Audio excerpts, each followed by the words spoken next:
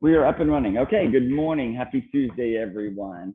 We're still trying this hybrid approach. So people that are watching online, hopefully you can hear me and you can ask questions, and I'll be sure to repeat the question for those that are in the audience here. Today, we want to have a thorough examination of contingent contracts and backup contracts. I want you to leave here with a very good knowledge of how this works. I think when the market is very tight, there's a lot of reasons why you might want to consider some contingent contracts. Many people are nervous about, they don't want to sell their house if they don't have somewhere to buy. Almost all contracts are contingent upon something. So if the market's strong and you have 4 offers and one's contingent and 3 are not, then you're probably going to consider the one that's not. But if you've had a house that's on the market more than 30 minutes and people are willing to make it a contingent offer, I would think you would certainly consider it, okay? The best offers are going to come in the first week. So just because you have a contingent offer, and many sellers believe the contingency, and it works in their favor. I'm going to give you an example of 838 Nicholson, which I've had. We've had 838 Nicholson. I can't hear. Can you guys hear me? Okay. We've had 838 Nicholson 500 days. Okay. I've had it for sale 500 days. Okay. It was brown and blue and green and yellow and all these sort of things or whatever. And we begged them from the beginning to please let us paint it. They did not want to go down this path or whatever. We gave it the good college try. 438 days of trying to sell this sucker, lowering the price, lowering the price, lowering the price, lowering the price. I don't know how to tell people. If you got a rotten banana, if you go from 30 cents to 28 cents, it's still a rotten banana. Lowering the price is not the issue. People don't want to do the work. We had lowered Nicholson down to $979,000 and couldn't get an offer. We pulled it off. They did spend about $100,000 fixing the problems. You have to paint everything. You got to replace the appliances. You got to put in new countertops. You got to put in new backsplashes. You can't do that for $10 or $15 or $20,000. It was $100,000. We put it back on. We had really been at about $1,150,000 was about the number they wanted. We spent $100,000. Of course, they wanted to go to $1,350,000. Every seller does. It was not worth $1,350,000. It's worth $1,250,000. We agreed to put back on $1,250,000 in hopes of having multiple offers. I mean, that was their goal. It's now white with a white countertop, with a white backsplash, with a bathtub, with the funky stuff removed or whatever. And we went on and we didn't get the multiple offers. So what we did after about 10 days, we got an offer at full price, hoping to get another offer that would be higher than the full price. Right? Then you can bump out the first one and take the second one. Someone that maybe was on the fence, when they see that it was gone but was contingent, they would continue to see it and offer higher. That is the strategy. That is the strategy. So let's go to the contract just for a second. So you enter into, so this is someone buying 838 Nicholson and did not want to put their house on the market if they did not have a house.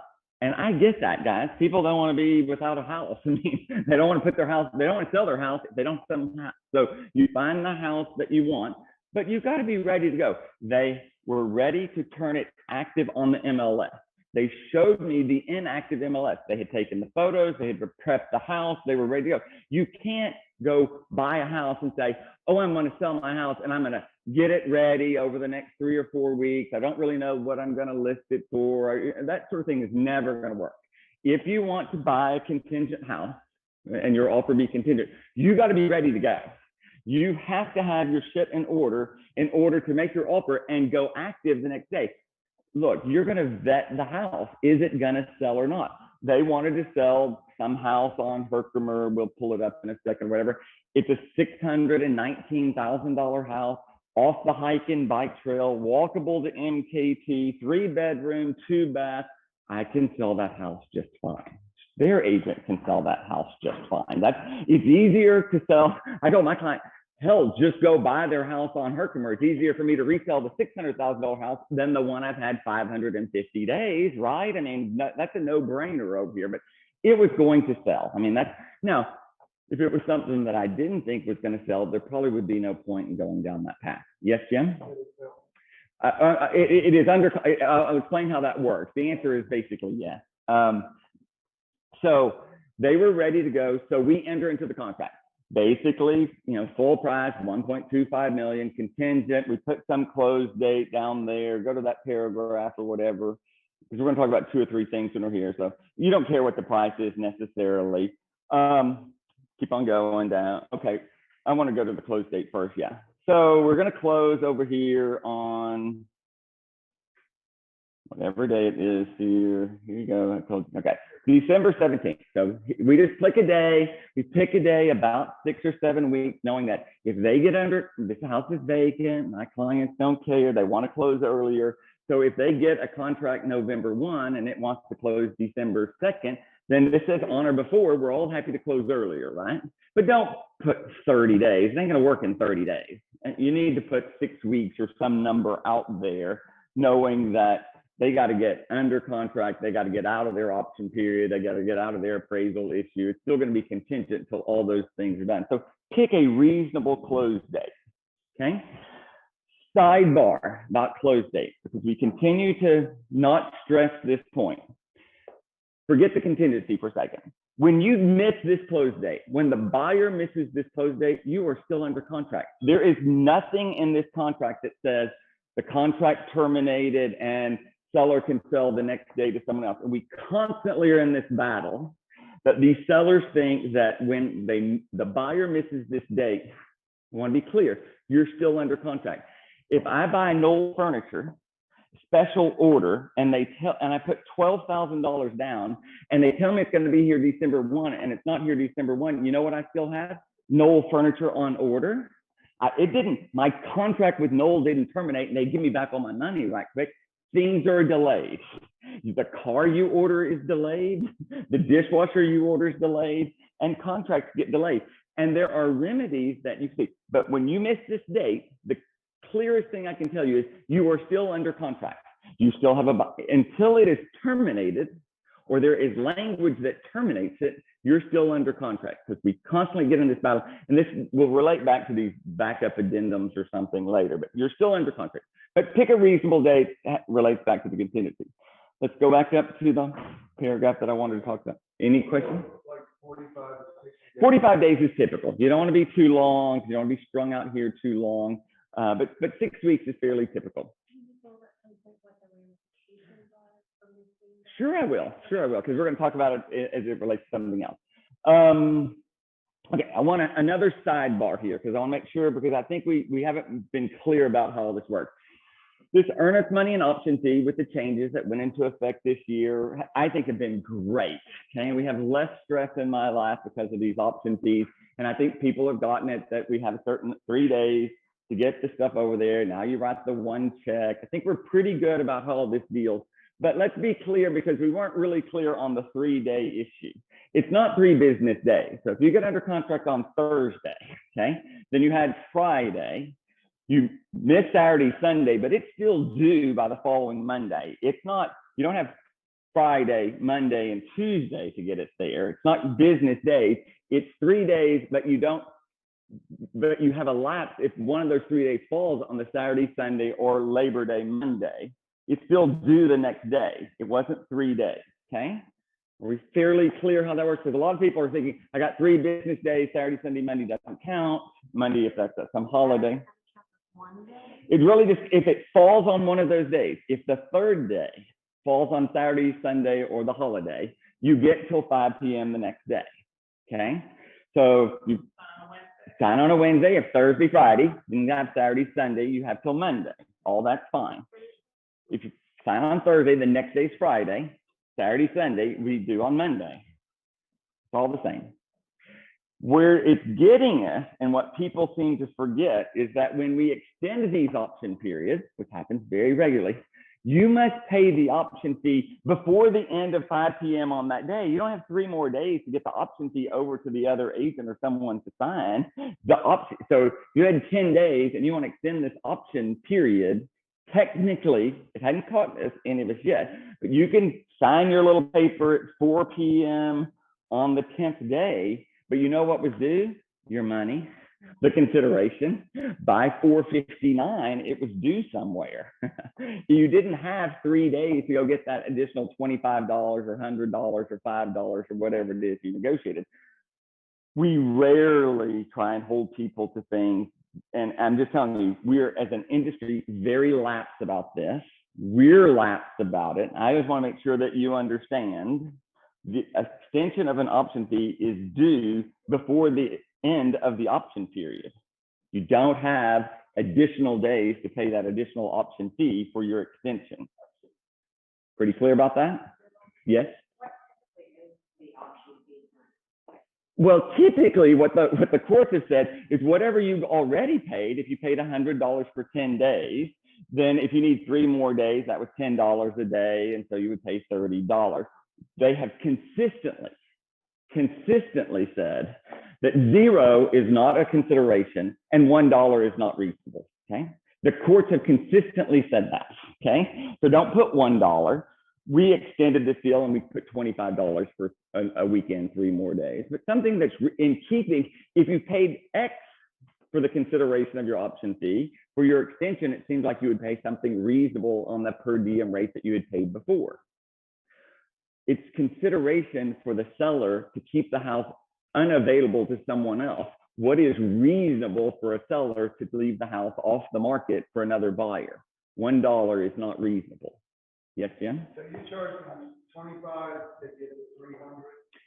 I charge them $300 for what is 9 days.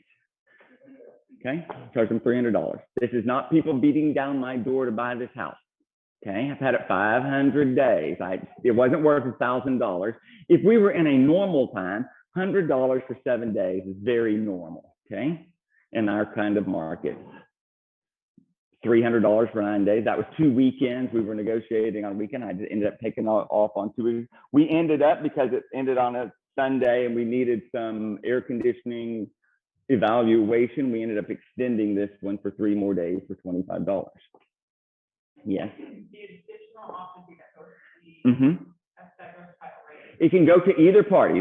It can go to the agent can sign for it, the seller can sign for it, or the title company can sign for it. It doesn't matter where it goes, just like it was before we had this original deal. So because it's harder to get to the title company sometimes, that agent brought me the $25 and Selena signed for it. But it can go to the title company. And just, sometimes it costs people $15 to wire $25. It just doesn't seem reasonable to do that. It just seems easier to just take it somewhere. You can take it to the house and have the seller sign for it if there's sellers living there. So that additional option money does not get credited. Yes, it does. If you go to closing, that same $25. So for this one, I think we received on the last page of the contract. We didn't have it here, but Thomas, go down to the last page of the contract before you get to the addendum. You can sign a piece of paper, you can sign any receipt, you can sign it on the addendum, you can sign it anywhere, or you can just sign it go down here. I'm sorry, you gotta go back. Right here, you can put this, you can just scratch that out by option fee, $25. You can receipt it on this page. You can just sign for it on the addendum. But yeah, if you go to closing, the extra $25 would have been credited to the people. Not at all. Just keep a copy of your little Venmo deal or whatever, your receipt on your, on your phone or whatever. Venmo is very efficient. We're fixing to discuss several new options that people are going to have. I mean, we're trying to find the easiest. Some of these Venmos, like they don't do $12,000, can't do it for the earnest money. So we have to look at other options that are easier, that don't cost so much money or something. But those were all just kind of side notes that I wanted to cover while we were talking. Okay, so we have this contract. Now we're going to the addendum. Okay, so we have a contract and it is contingent upon the sale of their 1333 Herkimer over here. It's not going to close if 1333 Herkimer, where it is that they're going, closes. We put the day before the closing date. So I need it to get under contract and figure out what's happening probably by November 15th, or this thing is never going to work. Okay, so you put what it is that it's contingent upon. It could be in Washington State, can be in Virginia, can be in Florida. It happens all the time. And some date that you need it to close by. Okay, here's the most important things of what we need to go on here. And this is also very misunderstood. When the seller, who can continue to market the house, remember now The buyer's under contract, but the seller does have the ability to bump these people out if we get a different offer. If we get an offer for $1,150,000 and it closes in 15 days and my clients like that better, then maybe that's really what they want to do. So for the first time, now the sellers have the ability to continue to market and accept some other offer. And these people either have to perform or not perform, okay? You need them to perform when you get a written offer in a reasonable time frame. You don't want to lose the buyer. You're going to have a backup offer over here. And you don't want to give the people who are contingent, really you want to give them 1 day. They can either solve it or they can't. It's pretty evident if they can. They don't need a lot of time. So you want 1 day, they want 7, you meet in the middle somewhere at 2, 3, or 4 is a reasonable number for the buyer to respond when the seller has another written offer, okay? Seller's going to take another offer, buyer has to do something. Okay, here's where I really need you to pay attention to this deal. So many people do this wrong. 40,000 of the 41,000 of us do it wrong. All these, you represent the seller who gets another offer. You need to know if these people can really perform or not. You need to make it so comfortable that they know that they're going to close, because if they don't know they're going to close, then I'm assuring you that they're not going to close. So I want to put a number here. When I take another offer, more money or less money, whatever terms my sellers really want, I need these people to perform or not. And the way I'm going to know that they perform is make them put up a significant amount of money. And if they're not willing to lose their money, they're not going to close. So you put a number high up here, $100,000, twice the earnest money, some number that's reasonable. Here, I explained it to them. If we get another offer, we need for you to perform or not. If you can't perform, just terminate. We'll give you back your money and let us sell to someone who can perform. If they're already out of their option period and set to close, and then it's probably going to work and it's going to be fine. You rarely are going to get a come back up addendum in that scenario anyway. So you want to, if you're the buyer, you want to put $100 there, because the buyer's willing to put up an extra $100 and risk losing their earnest money if they just don't perform, or they have plenty other contingencies in there. But this means the seller's notifying you, you must remove the contingency. So now we're no longer contingent, and do something. Put up a fair amount of money. Twice the earnest money is a very reasonable, fair number. If you can't do it, and these people would not be able to do it, they would then have to terminate and let me go sell to somebody else who can close. It's very reasonable to expect that this number would be fairly significant. Don't enter some deal where you represent the seller and it's $100 or $500 or $1,000 or some low, stupid number, because there are unscrupulous agents who are trying to screw you over by saying they'll just put up the money and risk keeping going. They may or may not deal, but they're, you know, so they want this number to be $0, $100, $500. So many people leave it blank. When it's blank, they don't have to do anything. They just remove their contingency and move on down the road, and then it's not gonna, you know, they'll find some other way to get out. Yes? If they remove the contingency, Okay. if they pay $25,000, Yep. and they don't perform, do they lose both the 25 and the? Sure they do. Sure they do. Sure they do. They lost the option fee, they lost the earnest money, and they lost this additional earnest money, which is really what this is. How does that play into though, of like, let's say there's a third-party financing addendum? How does that play? If it didn't appraise, they'd be able, those whatever other contingencies that they have are still in play. Because they wouldn't be able to get the financing if they didn't sell the house. But normally you would get your earnest money back if you didn't get. If you waive your contingency there, you are not getting this money back. But the other earnest money. You're going to end up having to waive that contingency also. You're going to have final loan approval for this work. Very few people are able to do this. What you do is, this is the seller bumping these people out of the way so that we can go sell to somebody else where it doesn't have all these contingencies. You represent the seller. You want this number to be painful. If they're not comfortable, then terminate them and move on. Yes, Jim? Okay, so when they sign that, Yep. they're handing you a check for 25.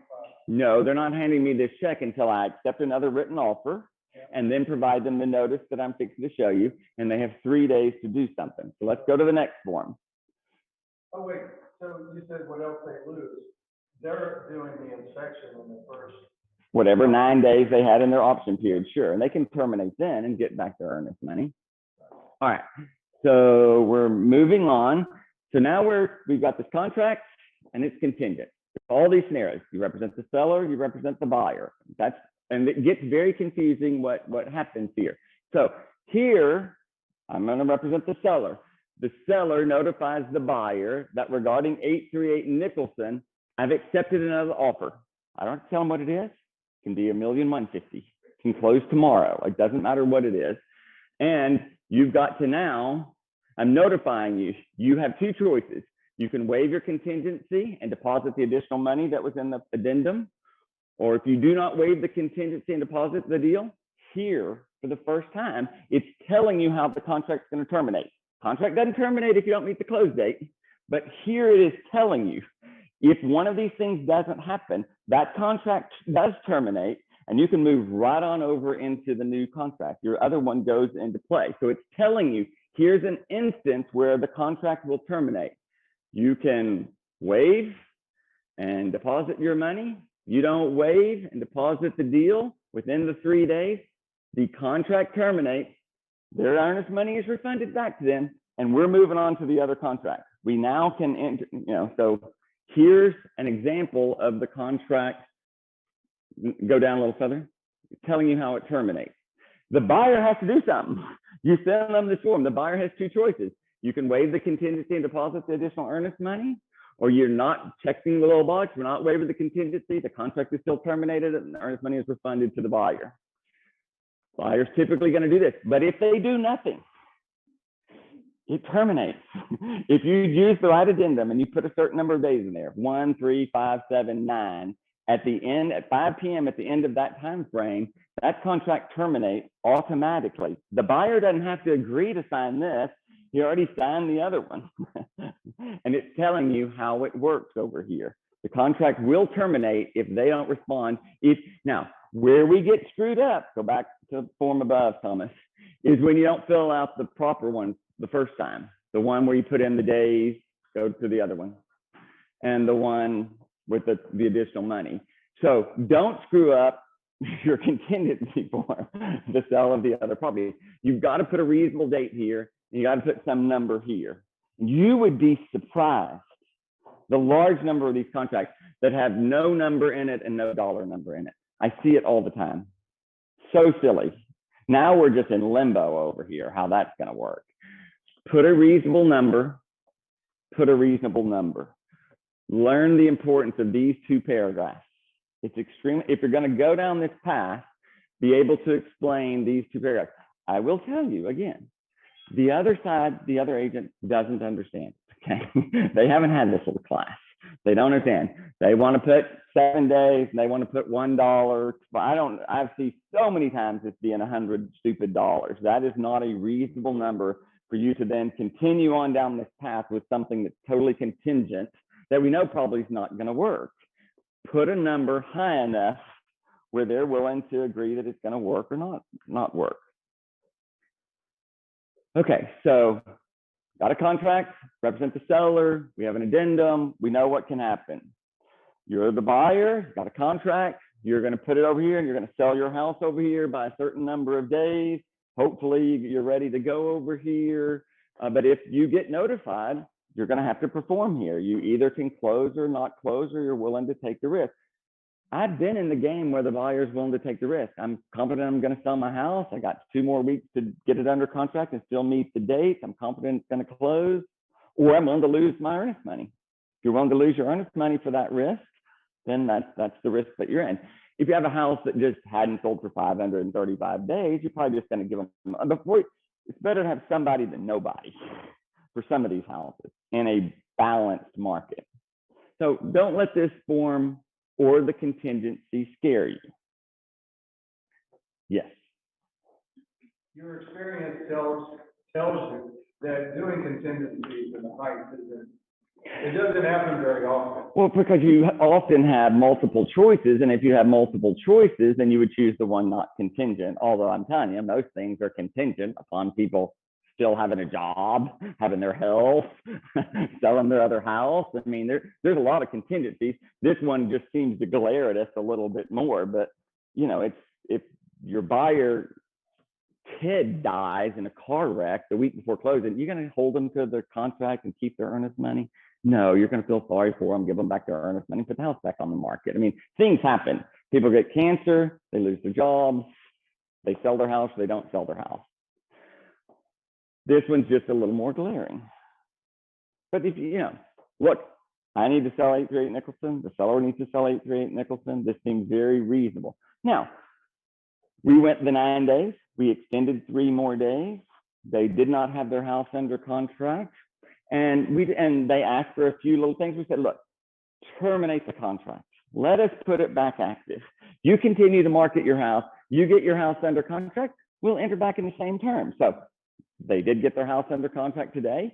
They offered back their contract with no option period, still contingent upon the sale of their house or whatever, under the same terms. Everyone won in this deal.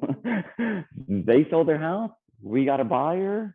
We played the contingent game because we didn't have anyone else to play with.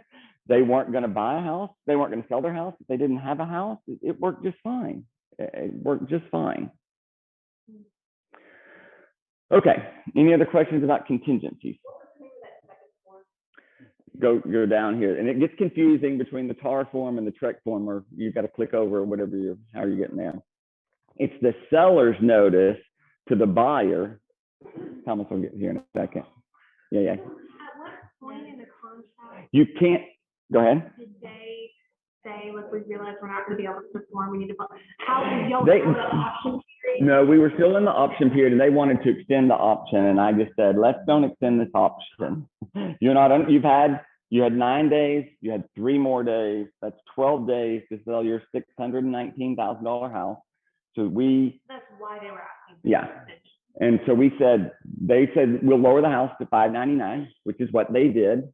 We'll play the game. Will you be kind enough? So if you get another offer, we'll take our house off the market because I don't want to sell if I get under contract with someone else. I did get another offer. You know which one was the best one? The one I had to begin with. I'm happy to, and so I can take the 1.21 not contingent or the 1.25 contingent now that they have a contract. Seems like my guy will just risk their contract for $600,000 for an extra $50,000, which now is going to close December 3rd. That's 14 days sooner than what we originally said. We don't have an option period because I already went through this option game. Seems a pretty good deal for my people. They got a house. They got their house under contract. Buyer's happy. Seller's happy. Seems pretty. We wouldn't have gotten this deal. We wouldn't have gotten $1,250,000 if it weren't for the contingency. We would have gotten $1,150,000 because we were willing to play the contingency game. They were willing to pay more, and it worked just fine. Like I say, they weren't going to buy a house unless, they weren't going to sell their house till they had a house. So it seems to be win-win in this scenario. I'm not saying it's always win-win. Okay, so when you're looking at forms, it can be a little confusing. It's very confusing. So how would you look that up? Well, you just had to keep Googling because this is very confusing when we get to the backup addendum and it says remove your contingency. It's going to be very confusing because that's the form that pops up more. So we did have to search for it because we don't use this form that much. We don't even have that many contingent contracts in the grand scheme of things. And then you don't really get that many contracts where you have another offer of your house that's already under contract. This form's not used that much. The contingent form is used all the time, but so a lot of agents don't even know this form exists. I'm under contract, contingent, I get another offer, I'm willing to sign it. Now that one's a backup. And then we got to do something to the first one. We got to get rid of the first one or have them shit or get off the pot sort of thing. Let them either waive and move on or put up the additional money. So that it's got to check that.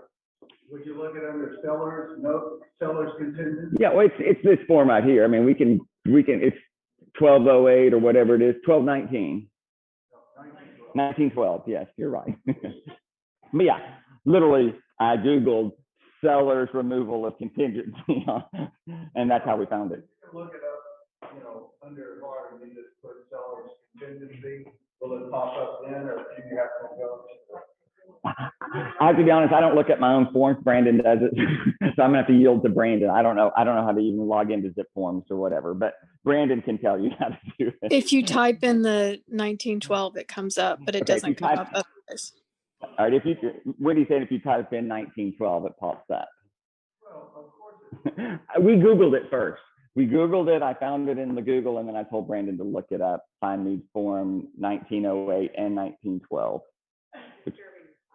Yep. I have a quick question. Yep. So if you're the seller, you have the offer, and then no matter where in the timeline of the, you know, while they're doing, during the option period, Mhm. they're out, you can accept this other offer. And Absolutely. Absolutely. I could be spending money on. That is the risk to the buyer, that the seller's going to take another offer and you're going to have to perform or not. Certainly, but this is the instance where the buyer is most at risk of losing everything, their option fee and their inspections, because the seller accepts another offer. That offer can be higher or lower or anything, something more favorable to the seller. Usually it's a quicker close. I mean, they may take less money for a quicker close than to linger here. Like I say, I do not want to have 838 Nicholson in January of 2022. I do not want to have it, okay? So we need to play the game, whatever's quickest, so that if it just doesn't work out, then same thing. In the middle of November, I got a fighting chance of getting another offer in the middle of December or closing December 31st. So they don't want to be here in January, because that means I'm going to be here in April. Now I'm 2 years into it. So let's, I think this is, actually, they did what it takes to sell it. That was the other lesson. I mean, you paint it all white, you fix the flaws, you show it 1,000 times, and people tell you that a door from the master bathroom to the porch is not a good selling point, okay? That's just not a good selling point. Just close the door off. Having a huge ass space for a tub and not putting in the tub makes it look like you don't have enough money for the tub. Just put in the tub. There were plenty of flaws over there. We took out 13 light fixtures. You don't need 47 light fixtures in a 3-story house. I mean, some of the things just make, the buyers just didn't want to screw with that. What they wanted was to move in and enjoy it. Okay, let's go to the next form, Thomas. Yes. No, I didn't. We let them do it. Luckily, they had a friend that was a contractor that had about a 30-day window in between jobs, and it just worked out perfect that their contractor could go and do that. We didn't have to front anything for that. We did make the selections because Maria had already made the selections trying to sell the house with the countertops and the backsplash and the light fixtures and the paint colors. We gave them those selections, Maria did, but we didn't do the work. Okay, so now let's say we're under contract over here and we're going to a different scenario and someone wants to be a backup. And I think many people today feel pressure to get a house under contract. There's no reason, if I like the house, I wouldn't submit the backup offer. I mean, I think something reasonable over here. A lot of these contracts are going to terminate over financing, over appraisal, or over just buyer's remorse. They feel a lot of pressure to get a house under contract. And if you want a guarantee of a price, many people, same thing. If they're under contract $1,250,000 and we didn't have a backup, if this one fails, maybe he's going to raise the price to $1,300,000. There's no guarantee that when it comes back on the market, it's going to be the same price or lower. It's a commodity. Sometimes it's higher. If you have an option to buy a Tesla stock at $600 and your option expires and now trading at $800, you know what you got to pay? $800. House prices go up and they go down. So I wouldn't be scared of being a backup contract. You're going to lose some option fee, but other than that, is that worth it to risk getting a house and at least knowing the terms that you might get it? So party X is under contract and you want to be the backup contract, fine. You must know the date that the first one's going to close. So if it's going to close December 17th, so you have to put that in there. The other agent or the selling agent has to give you this date. So it's under contract and you want to be the backup, you need to know this date right here of the execution date of the first one over here. And if it doesn't terminate, and you can, so let's say this is December 17th. I want to be the backup guy, but I don't want to be hung up here till December 17th. The most I'm probably going to risk losing is my option fee, but I want to know, is it going to make it or not by December 1? I only want my backup to last till then. I don't want it to last till December 17th. I'm going to buy another house and I don't want to just be under contract with 2 houses and screw with this or get distracted. So just whatever date this is, This date can be that or before. And it very well might, just because you're under contract, you might still be in the option period. Hell, it could terminate well before this. So this date doesn't necessarily have to be this date, but it can be. You can keep your, you fill in both. Yeah. This is the date that the contract was executed. So we know, this is how we've referenced that date. We know that it's, you know, dated this date. So it's dated October 31st. We got under contract. I want my backup to last so long. Maybe I want it to last till December 31st, but maybe I just want my backup to last till November 17th and I want to move on. So you could put the close date here. You certainly can. However long you want to be in the backup position, that's for the buyer to kind of contemplate here. That's what you're going to put here. So typically you would just put that close date. And let's pretend that we did. Got under contract October 31st. We're talking about Nicholson again here. I want to be the backup. And that was December 17th. Okay. That, and you're going to, if you get these things signed by the buyer and the seller, then you as the backup addendum must go and pay the earnest money and option fee. You're going to wire that money within the same 3 days that you did if you were in the first position over there. You must perform by putting up the money. Now, your option period, while you paid for it, doesn't start until you've been notified that your backup position is now in the first position. So that's a little confusing. The sentence is even confusing about performance here. Neither party is required to perform. That doesn't mean that you're not required to put up the money. It specifically says that you have to put up the money. You're required to put up the money here, okay? That's what it says here. So that's not what that says. It's very confusing here, but you put up the money, you must comply here, time is of the essence, all that sort of thing. So you've now become the backup. You're in a backup position. The seller then can do things. Maybe he has another offer. I mean, yeah, he does have another offer. Maybe it was contingent, gonna offer them the same notice over there. Maybe they kick in, maybe they don't. Who really knows what's gonna happen over here? We don't have a lot of these, but we do have, I mean, we have more than you would think. We even get them a lot in this new construction because a lot of people are very nervous that the new construction people are just going to change their mind or anything can happen in 9 months. So a lot of people want to go be the backup of someone's new construction.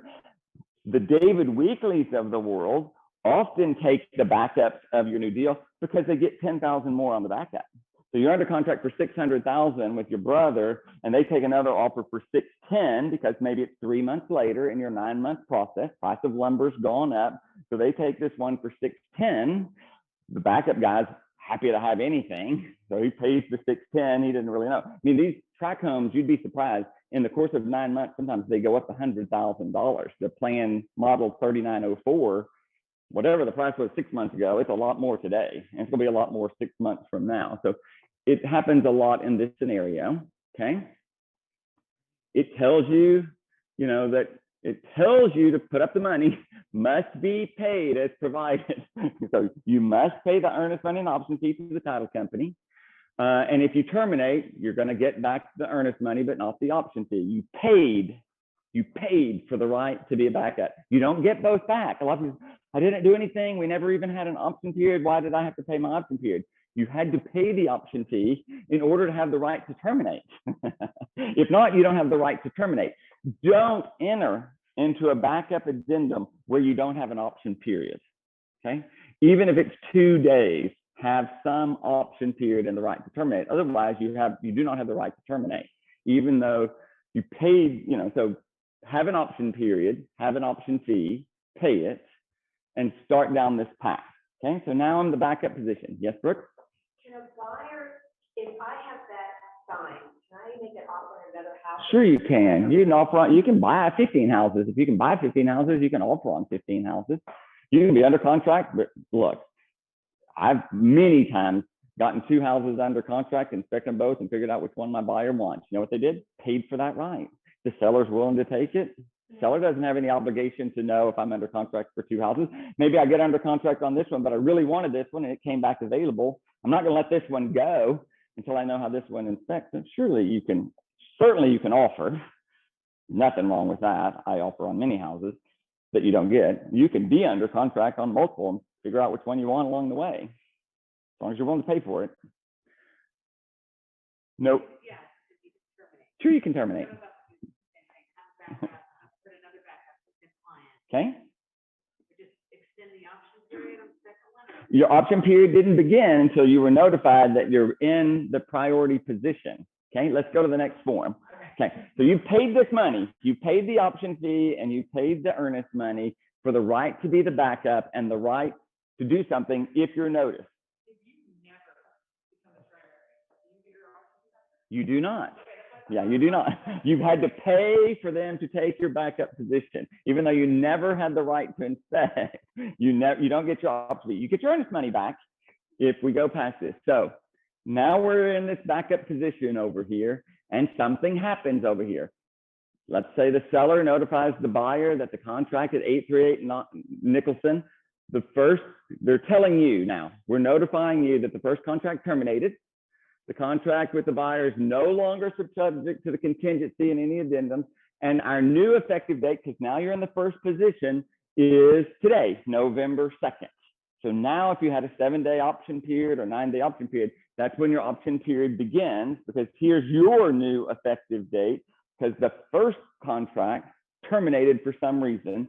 You're now no longer the backup. You are the first contract. Okay. We've removed that contingency of your being the backup, and you're now the primary. The backup went away, and you're now the contract. Okay. And now it was just like you never were the backup. You just keep on going exactly. Now, let's say back to your scenario. In the interim, you've gotten under contract with another house over here. Shit, I didn't really know this was going to happen. I didn't think it was going to. I was just hoping. Now I've got to decide something. And you can turn right around and terminate, but you got to do something. When you're notified you're the primary, they already had your earnest money. They already have your option fee. You're under contract. You can then turn right around and terminate your contract, whatever provisions you have to terminate. That's why I'm saying don't enter in. Everyone would enter into the backup if you put up the earnest money and never put up the option fee, right? Everyone would do that. There'd be chaos. You got to put up the option fee because you got to be willing to lose something in the event that you're the first position. So make sure you have an option period. Yes. Do people, I mean, you could write, realtors are very creative. The initial option period is for 2 days for $10, but seller agrees to grant an automatic extension of 7 days for $1,000. Do people write that? Sure, because they don't want to lose they want to lose the least amount of money when they're in the backup position.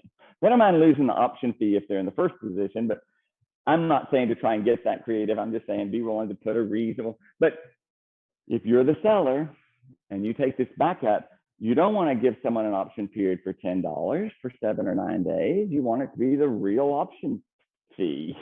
The buyers don't want to pay the real option fee because there's no guarantee they're ever going to be in the first position. So there is a conflict there. So typically it's just whatever's reasonable. House has been on the market 543 days. It's probably reasonable for it to be $100 for 7 or 9 days.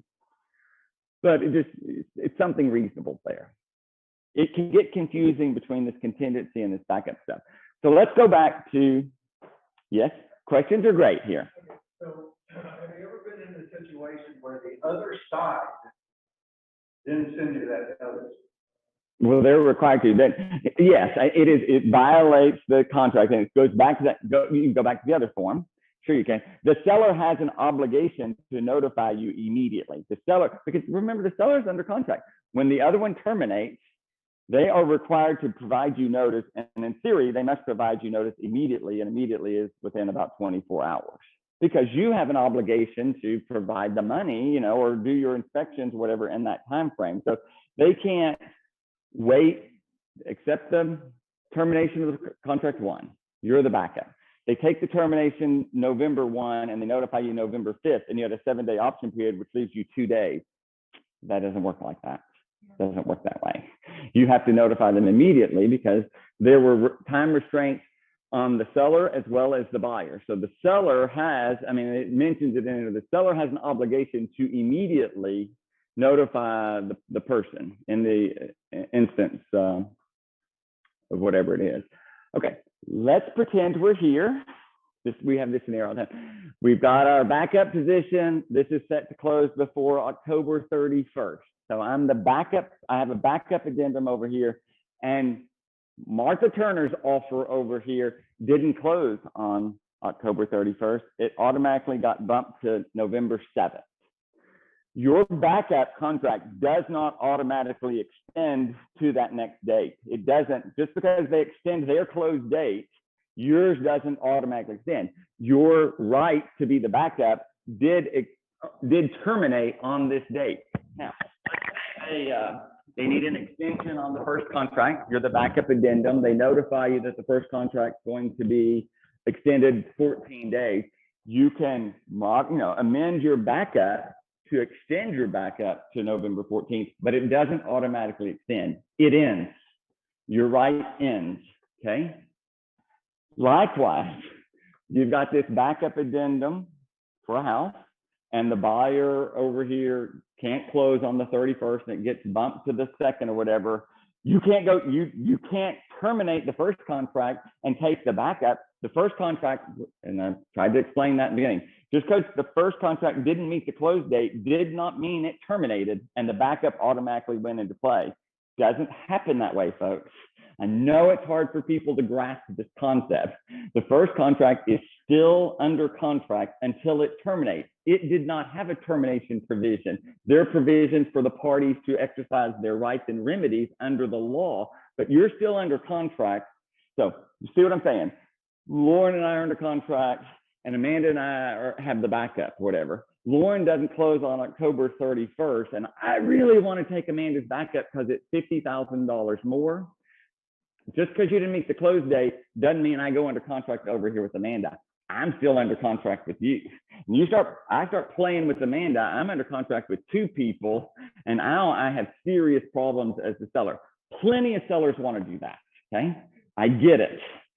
We're not lawyers, but I'm just telling you, if the first contract would have terminated, it would have the language that said it terminated. It doesn't have that, and there is no course law that says that it terminates. You're still under contract until it terminates. That's why we have to have some form of termination. You got to go through the process for it to terminate. We're usually arguing over money.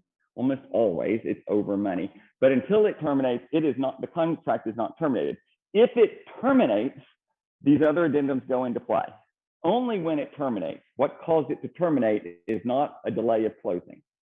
Very complicated for these sellers to understand, especially when they want the backup for more money. The backup does terminate.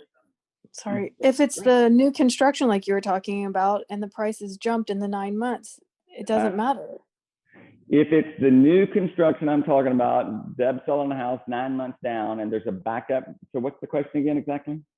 So you were saying that they could take the backup, but they can't because they're still under contract with the first buyer. Yes, they would need to extend if let's say contract one needs to extend, they have a backup. It does extend automatically in many ways. They would have to amend the backup to extend it. That's what I'm saying. You have to extend these backups if the first contract gets extended, or it automatically terminates. Your backup position goes away unless you do something to extend the backup position. It doesn't automatically extend just because the first contract extended. Set to close December 17th. First contract gets delayed and doesn't close till December 27th. The backup did not kick in. There is no longer a backup. It ended on the date you said it ended. It ends. You can extend it, but it tells you that the backup contract terminates, the earnest money is refunded, you lost the option fee, it went on to the other person. And you're only gonna know that if you keep it in close contact. That's right. It's good communication with the first position, whoever that is. Yeah. If the buyer fails to perform, the first contract. First buyer fails to perform. Can terminate that. The seller can pursue the remedies, which there is a process by which the seller can apply the contract, given a certain number of days, give them 15 days, notify the title company, give them a chance to rebut. You can terminate a contract without the buyer doesn't have to always sign. You just got to go through the process. Just if we're married and I say I don't want to be married anymore, we're still married until we go ahead and get that divorce finalized, right? It's the same.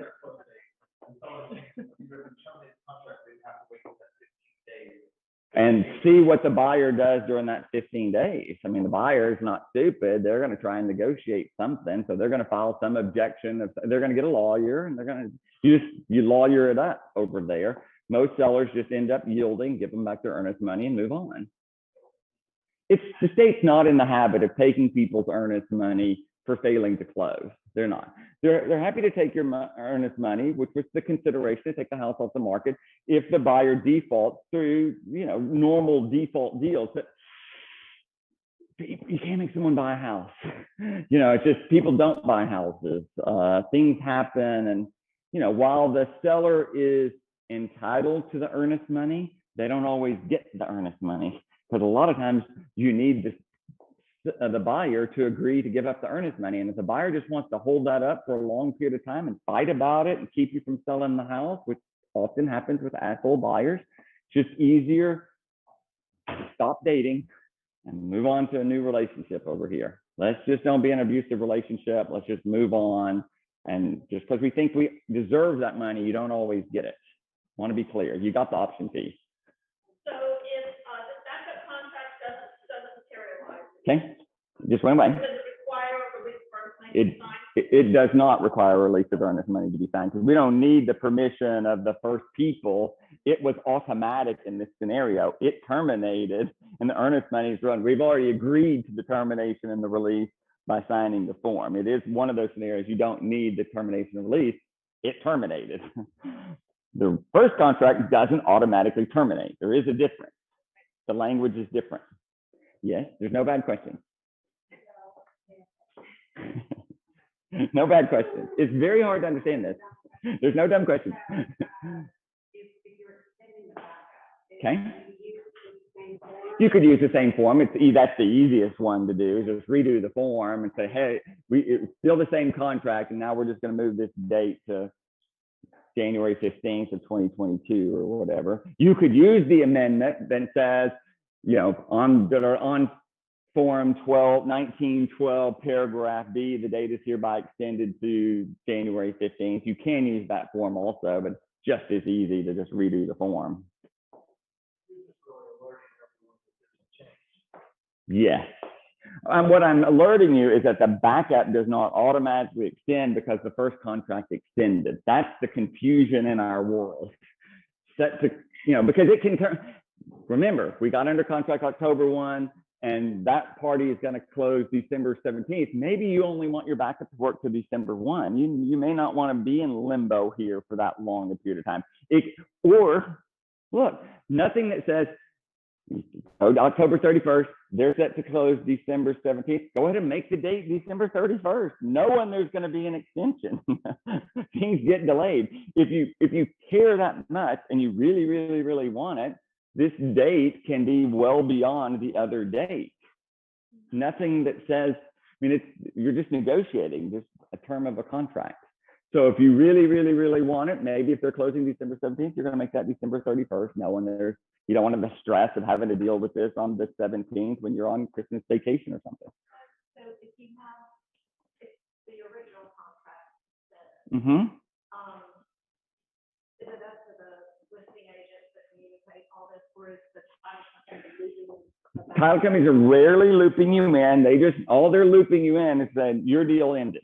It didn't extend. It's up to you to go to communicate with the listing agent to say, what's happening over here? Looks like we need a 3-day extension. Then you need to go and say, we'd like to extend our backup for those 3 days also. So we were in the first position in the event that they go 3 more days and it just doesn't work out. We had one basically, the guy couldn't get his visa. If you just can't get your visa, you ain't going to be able to close.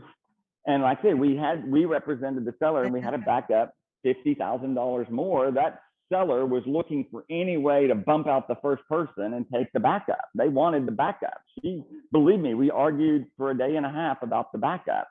But I didn't have it. It doesn't automatically terminate. You're still under contract with the person. And yes, if his visa was delayed because of federal government, because of COVID, you know what they're going to say? That's reasonable to have a delay. You would think visas would be delayed, right? I think all of us who read the newspaper would figure out visas are probably going to be delayed. Your own passport, it takes you 9 months to renew your passport today. If you need to renew, start now. It's not an easy process. So it's not unreasonable for that contract to be delayed, which was delayed 1 day and closed. Yes, Rick? So you have a backup contract, original contract, the landlord no longer releases money, where do we stand with the backup contract? I'm not sure I understood the question. If you're the backup person and this date ends, you just say, you tell the title company you want your money and they're just going to send you the money. What are the backup buyers and the first contract doesn't work, it doesn't get a release? Where do the buyers stand? If they want to stay in limbo a little bit longer, just extend this date further and try and stay in the backup position. That other one will, look, if you never meet the close date, it will terminate. It will terminate at some point. There's just a process for it to terminate. It just doesn't automatically terminate, at 5:01 that day. That's the point to say there are normal delays which cause an automatic extension, or you negotiate it. But the point is, it doesn't automatically end. Something has to happen for it to end. The seller has to do something. The buyer has the opportunity to respond. If they don't respond, then maybe it terminates. I'm just saying it doesn't automatically terminate. But they're under contract, and if you want to keep the backup position, you just keep extending this date over here so that you are in the backup position. Over what period of time? After the notification and the opportunity, if the buyer didn't respond, then that contract will terminate. Maybe their earnest money goes to the state of Texas and they'll have to get it from the comptroller over here, but the seller would then be able to enter into a new contract. The buyer, who never wants to release the earnest money, doesn't get to tie up the seller forever also. There is a natural progression of how it would end. And so if it takes 30 days to do that, just keep extending your backup.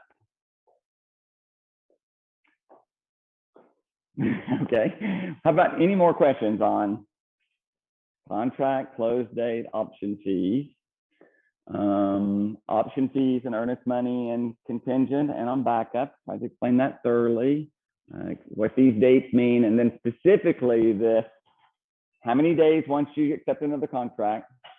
2 or 3 is reasonable. Very unreasonable to put more than that. And then please don't put some nominal little deal, because there's no scenario that's really good. You need to know if the buyer really can perform or not. Now, if we're buying a $229,000 house and you want them to remove their contingency, is $1,000 reasonable for someone buying a $229,000 house that's putting up 3% earnest money? I mean, typically what I would say is whatever you're going to put down for the down payment seems like a reasonable number. So if you were putting down 3%, you put up 1% initially, why not put 2 more percent? If you're not confident, the seller shouldn't be confident. And literally, it's the way to flesh out these contingent people. You should give it a good whirl and know if it's going to make it in 2 weeks. If they're not under contract in 2 weeks, you need to be able to get under contract, have that one not work out over inspections, and get under contract a second time, really. And then if they just can't, they'll end up terminating and move on down the road. Yes, Jim? So really, somebody that's making multiple offers can buy it back. Sure you can. So you're flushing them out too. Sure you can. I mean, you're trying to flesh out the people that aren't real. I just don't think we should enter into many of these backup deals or these contingent deals where the people aren't ready to list their house, and then there's always a delay. If they weren't Johnny on the spot ready, they ain't getting on the market for quite a while. Or same thing, I mean, all the time I'm going to make it contingent upon 1123 Highland, which is worth about $585, but I'm on a list for $750 because I want to just try this for the first 30 days. I mean, don't do that. That's not going to work. But many times people come here, they're relocating, and they're selling their house in Lexington, Kentucky, which is already under contract. It's contingent upon the sale of Lexington, Kentucky, right? It is contingent upon that, as most people have to sell a house in order to buy another house. Maybe not in wealthy markets, but in most markets, you need the money from house A in order to pay for house B. It's typically contingent. We just don't usually use the contingent. We just use the financing contingency, which is the same damn thing. It says, I don't qualify if I don't get that house, if I don't sell my house. Okay. When a contract is accepted as is and the seller does want to negotiate Buyer. In the Texas property contract, when you enter into a contract, it is as is, whereas that is the state law, unless you've used the paragraph below that says, I want the carpets replaced with the carpet of my choice from ABC Carpeting Company. That is something that's not as is. No buyer specifically waives the right to renegotiate after they inspect. So you go back to 30 years ago when my parents bought a house, it was $53,000 with repairs not to exceed $3,000. And if it needed $10,000 worth of repairs, they had to buy it anyway and pay that $7,000 out of their deal. It was total chaos. We don't have that procedure anymore. We have the unrestricted right to terminate based on evidence that we find. And it's fair to both parties because the seller's not obligated to do anything, but neither is the buyer. The buyer can terminate because they paid for that right to terminate. But the sellers need to understand, just because the buyer signs an as-is contract doesn't mean they're not going to negotiate repairs based on new information. Did I explain that thoroughly? Okay. The language comes out of the Texas Property Code. You're accepting it as is, unless you seller to paint the house snowbound white with Sherwin-Williams Class C paint prior to closing. That's a condition that's not as is. You seller to install the refrigerator they have on order with the invoice from K&N Builders prior to closing. That's a condition that you might write in there. But typically that provision doesn't mean that the seller doesn't get, the seller's not obligated, but neither is the buyer. But the language comes out of the property code. Any other questions, comments today? Yes? Back to closing date. Yes. I love closing date conversations. Still under contract. I understand that. But what are the rights and remedies? Well, that's another whole, I'll have a whole class on that. What maybe, because that can be a very long conversation. But buyer has certain obligations. So, I mean, why didn't it close is usually the typical question. I mean, is it never going to close? Is there a chance that it can close? Did it close because of, I need to verify, I mean, this all the time, I need a verification from the IRS. IRS is too slow to verify the form. I think it's a good practice, but you are still under contract without the amendment.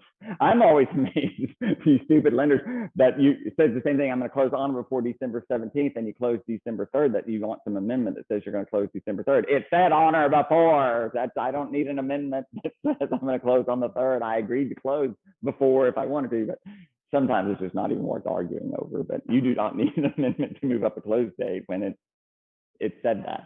But if it's just closing a day, you don't typically need an amendment. Maybe the lender wants it. I mean, my clients were selling 2315 Sunset. I won't get into this long story. He's a billionaire. They have a trust. The trust bought the house, but because we had this conversation about the trust, they put her on the deed, but she has no real ownership. I'll just be honest with you, because they have a lien against the trust or whatever, but they put her on the deed so they would get homestead exemption, which is not uncommon or whatever. When they go to sell, she's obligated by her prenuptial agreement to sign the deed. It was an agreement of their marriage. The money doesn't go back to the spouse. The money goes back to the trust, okay? So I entered into the contract. I didn't put her on the contract. She doesn't really own it. She have a separate agreement that says she doesn't own it or whatever.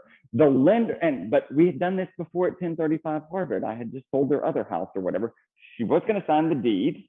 That's not the problem, because she has an instrument that says what happens with the money. She's not getting any of the money. And the lender wanted to require her to sign all the forms.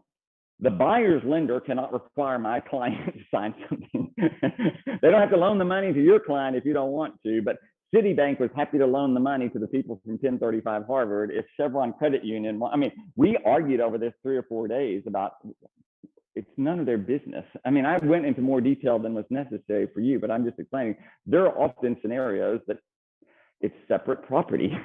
You don't have to sign the deed, but you don't have to sign everything. The buyer's lender can't make me do that.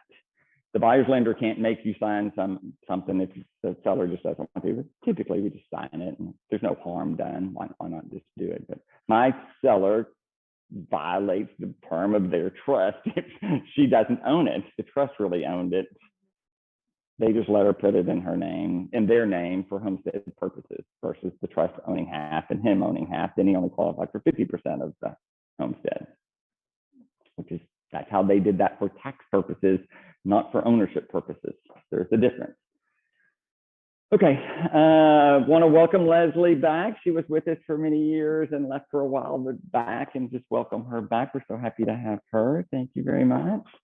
It's always good to have friends and family come back, so welcome back. I think we do have lunch again today for anyone that wants lunch. We'll keep doing this probably for the rest of the year while we're into this mode. So any other questions, comments, concerns? All right, thank you very much. Hopefully you got a refresher on backups and contingencies. You're welcome. How's the ranch coming along, Dave? Done? Good.